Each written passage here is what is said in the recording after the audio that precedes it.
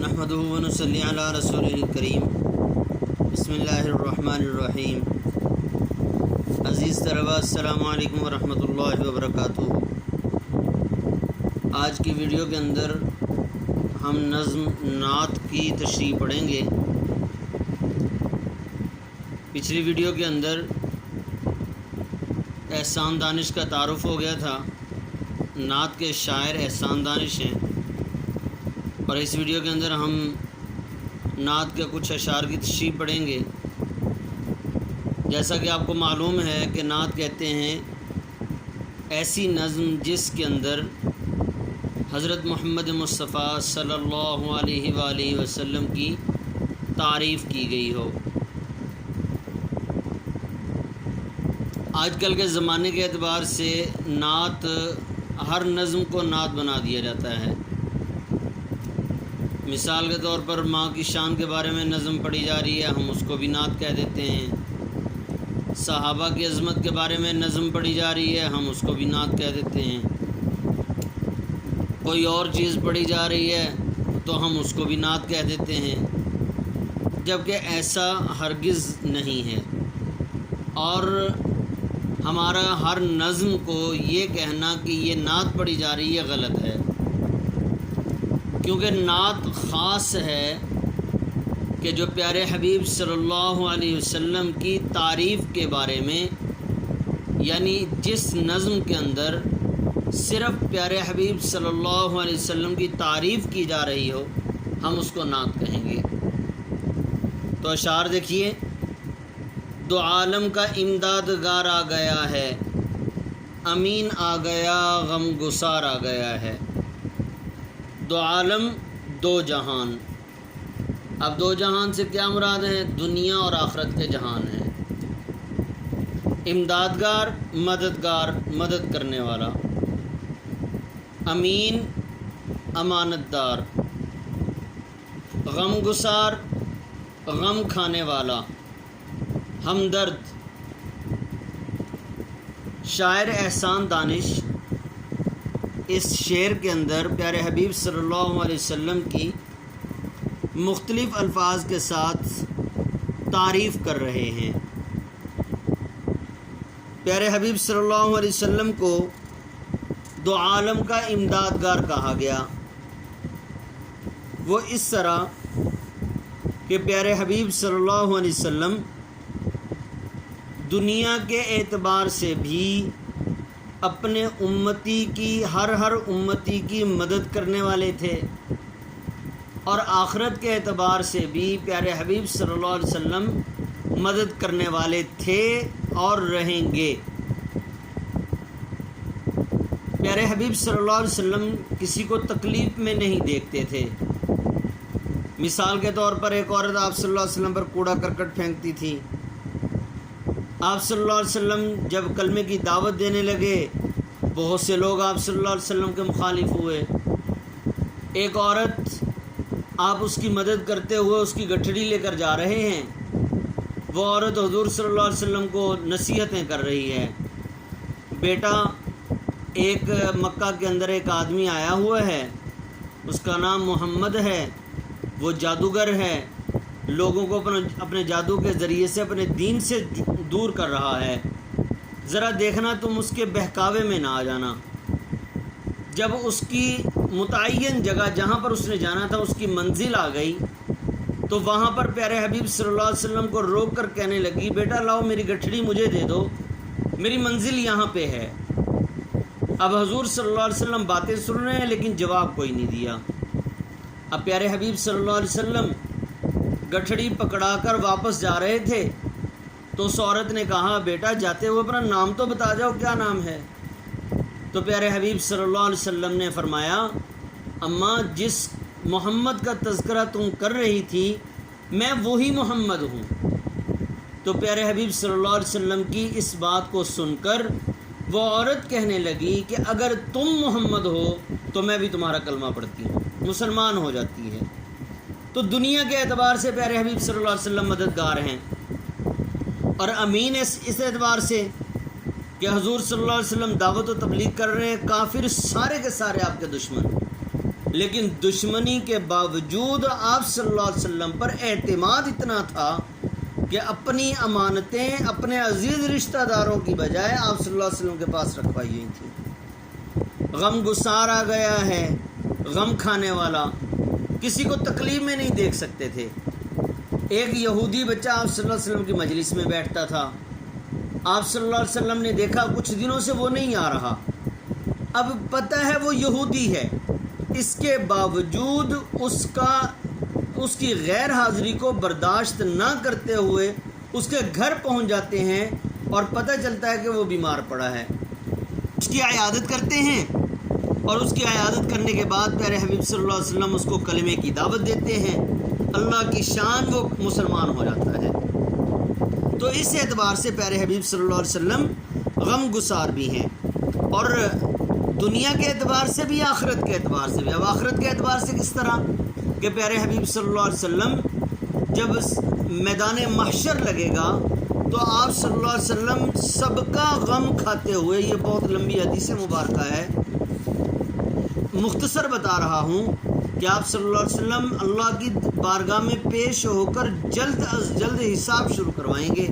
سارے انبیاء اور ساری امتیں آپ صلی اللہ علیہ وسلم کی خدمت میں حاضر ہوں گی کہ آپ اللہ سے درخواست کریں کہ آپ کی بات مانی جائے گی، آپ اللہ سے درخواست کر کے حساب جلدی شروع کروا دیں، تو اللہ جل شانہ آپ کی بات مانیں گے، آپ کی بات کا اقرار کریں گے اور آپ کا کہنا مان کر حساب شروع کریں گے۔ تو شاعر اس موقع پر کہتا ہے، عقبہ کی منزلوں میں وہ ہوگا دستگیر، عقبہ آخرت کو کہتے ہیں، عقبہ کی منزلوں میں وہ ہوگا دستگیر، آسان جس کے فیض سے کار جہاں ہوا، یعنی جس کی وجہ سے دنیا کے کام کیا ہو گئے، آسان ہو گئے۔ غریبوں کی جاں کو، یتیموں کے دل کو سکون ہو گیا، قرار آ گیا ہے، قرار اطمینان، اور اس کا دوسرا معنی سکون ہی ہے، یعنی ایک ہی معنی کے لیے دو الگ الگ لفظ استعمال کیے گئے ہیں۔ تو اس شعر کے اندر شاعر احسان دانش پیارے حبیب صلی اللہ علیہ وسلم کی عقیدت میں یہ شعر پیش کرتے ہوئے کہتے ہیں کہ جب حضور صلی اللہ علیہ وسلم دنیا میں تشریف نہیں لائے تھے تو غریبوں کو کوئی پوچھنے والا نہیں تھا، یتیموں کا حق مار دیا جاتا تھا اور یتیموں کے مال کو ہڑپ کر دیا جاتا تھا اور ان کو لاوارث سمجھا جاتا تھا، ان کی جائیداد پر قبضہ کر دیا جاتا تھا۔ لیکن پیارے حبیب صلی اللہ علیہ وسلم آئے، آپ صلی اللہ علیہ وسلم نے کمزوروں کے حقوق بھی بتائے اور کمزوروں کی بد دعا سے بچنے کی تلقین فرمائی، اور یتیموں کے حقوق بھی بتائے۔ جس طرح کہ ہم دیکھتے ہیں کہ کوئی آدمی جتنا زیادہ امیر اور مالدار ہوتا ہے سب اس کی واہ واہ کرتے ہیں، اور اگر کوئی ایسا معاملہ ہو جائے وہاں پر غریب کو تو پوچھا ہی نہیں جاتا۔ اسی طرح سے پہلے بھی ایسے ہی ہوتا تھا، لیکن جب حضور صلی اللہ علیہ وسلم آئے تو آپ صلی اللہ علیہ وسلم نے غریبوں کے حقوق بتائے اور آپ صلی اللہ علیہ وسلم نے غریبوں کو خوشخبری بتائی۔ مثال کے طور پر آپ صلی اللہ علیہ وسلم نے غربا کے بارے میں فرمایا، حدیث پاک کا مفہوم ہے، میری امت کے غربا مالدار لوگوں سے 500 سال پہلے جنت میں جائیں گے۔ اب غریبوں کو اس سے سکون ہو گیا، اور یہ دین جو ہے ہم دیکھتے ہیں زیادہ پھیلانے والے لوگ بھی ہیں، وہ جو غریب لوگ ہیں وہ لوگ ہیں۔ اس وجہ سے قیامت کے قریب جو دین باقی رہے گا وہ بھی غربا کے اندر ہی رہے گا۔ یہ بھی پیارے حبیب صلی اللہ علیہ وسلم کی حدیث مبارکہ کا مفہوم ہے۔ اور یتیموں کے دل کو پیارے حبیب صلی اللہ علیہ وسلم نے یتیموں کے حقوق کے بارے میں فرمایا اور یتیموں کی پرورش کے بارے میں اور یتیموں کا خیال رکھنے کے لیے ترغیب دیتے ہوئے ارشاد فرمایا، جس کا مفہوم یہ ہے، پیارے حبیب صلی اللہ علیہ وسلم نے فرمایا، جو ایک یتیم بچے کے سر پر ہاتھ پھیر دے، اس کے ہاتھ کے نیچے جتنے بال آئیں گے اللہ جل شانہ اتنے اس کے گناہ معاف فرما دیتے ہیں۔ اور ایک حدیث پاک کے اندر آتا ہے جس کا مفہوم یہ ہے کہ یتیم کی پرورش یعنی کفالت کرنے والا وہ میرے جنت میں قیامت والے دن میرے اس طرح قریب ہوگا جس طرح کہ 2 انگلیاں قریب ہوتی ہیں۔ تو اس لیے پیارے حبیب صلی اللہ علیہ وسلم نے جو ہے یتیموں کے حقوق بھی بتائے، اس لیے شاعر کہتا ہے کہ پہلے یتیموں کو پوچھنے والا کوئی نہیں تھا، غریبوں کو حقوق دینے والا کوئی نہیں تھا۔ آپ صلی اللہ علیہ وسلم کے آنے سے دونوں کو سکون بھی ہو گیا اور قرار بھی آ گیا، اطمینان آ گیا کہ اب ہمارے حقوق بتانے والا کوئی نہ کوئی دنیا میں تشریف لا چکا ہے۔ فقیروں کا ملجا، مولانا الطاف حسین حالی رحمۃ اللہ علیہ نے آپ صلی اللہ علیہ وسلم کے بارے میں کہا، فقیروں کا ملجا، ضعیفوں کا ماوا، یتیموں کا والی، غلاموں کا مولا، اتر کر ہیرا سے سوئے قوم آیا اور ایک نسخہ کیمیا ساتھ لایا۔ ملجا اور ماوا کا معنی ٹھکانہ ہے کہ غریبوں کو کوئی ٹھکانہ نہیں ملتا تھا، وہ آپ صلی اللہ علیہ وسلم کے پاس آتے تھے۔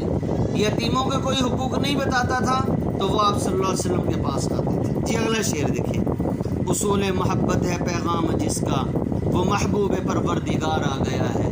اور پیارے حبیب صلی اللہ علیہ وسلم نے 13 سال محبت کے اصول سکھائے۔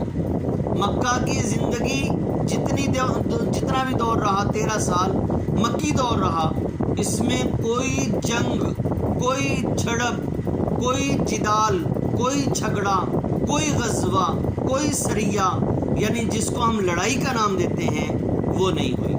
وجہ کیا ہے کہ 13 سال پیارے حبیب صلی اللہ علیہ وسلم نے محبت کا اصول سمجھا کر، دین کی تبلیغ کر کے جو ہے وہ سب کو بتا دیا کہ میرا پیغام جو ہے وہ کافر کو ختم کرنا نہیں بلکہ وہ کفر کو ختم کرنا ہے۔ اور وہ کس طرح ہو سکتا تھا؟ وہ محبت کے ذریعے سے ہی ہو سکتا تھا۔ پھر وہ لوگ جو آپ صلی اللہ علیہ وسلم کے آنے سے پہلے، یعنی دور جاہلیت میں آپ صلی اللہ علیہ وسلم کے آنے سے پہلے لوگوں کے خون کے پیاسے، لوگوں کے جان کو جو ہے وہ گردنیں اڑانے والے جتنا زیادہ قتل کرتے تھے اتنا زیادہ فخر کیا کرتے تھے، اور پھر جو گردن اتار کر اس کو خالی کر کے کھوپڑی کے اندر شراب پینا فخر اور طاقت سمجھتے تھے، وہ لوگ جو ہیں جو خون کے پیاسے ہوا کرتے تھے اور جو اتنے زیادہ وحشی لوگ ہوتے تھے کہ زمین پر پڑا ہوا خون چاٹ لیا کرتے تھے، اب وہ اس طرح کی صفات کے لوگ جو تھے، اللہ جل شانہ نے پیارے حبیب صلی اللہ علیہ وسلم کو بھیجا۔ پیارے حبیب صلی اللہ علیہ وسلم نے محبت سے سب کو اپنے قریب کیا اور اصول بتایا، محبت کا اصول بتایا۔ تو آپ صلی اللہ علیہ وسلم کی وجہ سے وہ لوگ جو دوسروں کی جان لینے والے تھے وہ دوسروں پر جان قربان کرنے والے بن گئے، وہ لوگ جو خون کے پیاسے تھے وہ دوسروں کی عزتیں کرنے والے بن گئے، دوسروں کے لیے اپنے خون کی قربانی دینے والے بن گئے۔ اسی کا تو نتیجہ تھا کہ جس وقت ہجرت کر کے پیارے حبیب صلی اللہ علیہ وسلم مدینہ منورہ تشریف لے کر گئے تو مدینہ منورہ میں پیارے حبیب صلی اللہ علیہ وسلم کے اس اصول محبت کی وجہ سے، اس کی برکت سے لوگوں نے اپنے گھر آدھے تقسیم کر کے صحابہ کو جو مکہ سے ہجرت کر کے آئے تھے ان کو دے دیے۔ جس کی 2 بیویاں تھیں اپنی ایک بیوی کو طلاق دے دی اور طلاق دے کر کہا کہ میری دوسری بیوی تمہارے لیے قربان ہے، اپنی بیوی کو چھوڑ دیا اور عدت کے بعد اس کا نکاح اس کے ساتھ کروا دیا۔ تو شاعر جو ہیں اسی کی طرف اشارہ کرتے ہوئے کہتے ہیں، اصول محبت ہے پیغام جس کا، وہ محبوب پروردگار آ گیا ہے، کہ محبوب پروردگار صلی اللہ علیہ وسلم نے محبت کا اصول بتایا کہ آپس میں محبتیں بانٹنے والے صحابہ اکرام بن گئے۔ تو شاعر جو ہیں وہ اس موقع پر کہتے ہیں، وہ 2 جہاں کے لیے ہیں رحمت، وہ بن کے خیر الانام آئے، یعنی پیغمبر خدا صلی اللہ علیہ وسلم دونوں جہان کے لیے رحمت للعالمین صلی اللہ علیہ وسلم بن کر آئے اور لوگوں میں سے سب سے بہترین انسان اور بشر بن کر دنیا میں تشریف لائے۔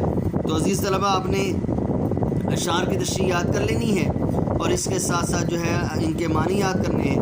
السلام علیکم ورحمۃ اللہ وبرکاتہ۔